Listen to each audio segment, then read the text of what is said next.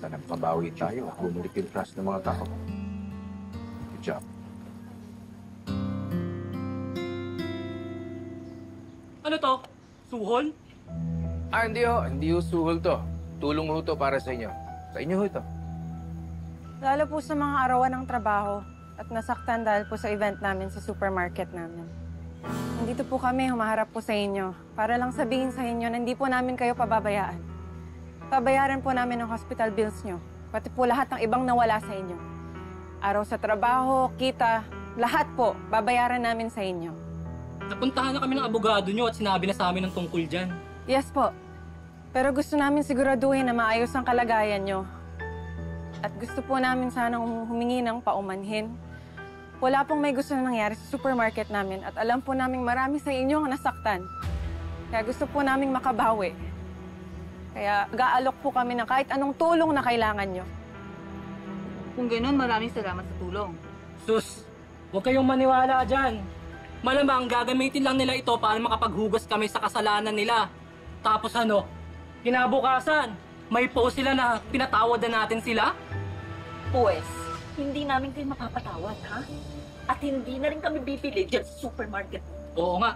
Hindi po to publicity stunt. Hindi rin po to promo event. Gusto lang po talaga namin makabawi. Huwag niyo naman po sana idamay ang supermarket namin sa pagkakamali ko.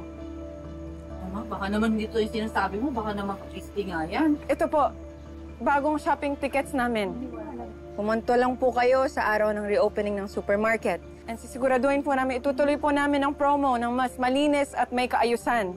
Rest assured po na nakabantay at tinagdagan po namin ang security staff ng store para masiguro na safe po ang pamimili nyo.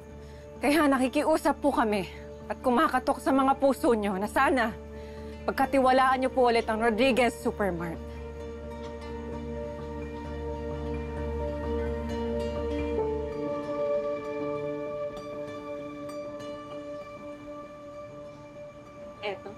Eto yung nababagay dito.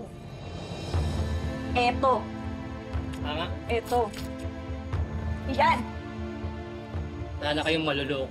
Mga manluloko kayo. Camera. Una kayo mapapaloko. wala dyan.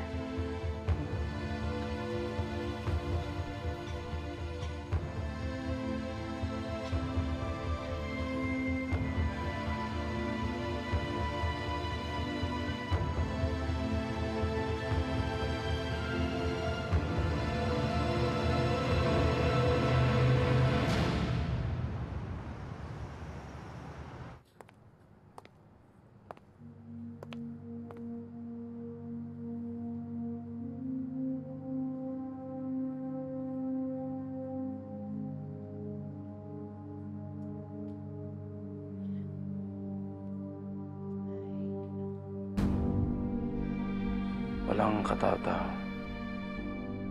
Kahit yung mga personal kong inimbitahan, hindi rin dumating. Naku, ibig sabihin nilalangaw yung reopening natin. Karen, really sorry.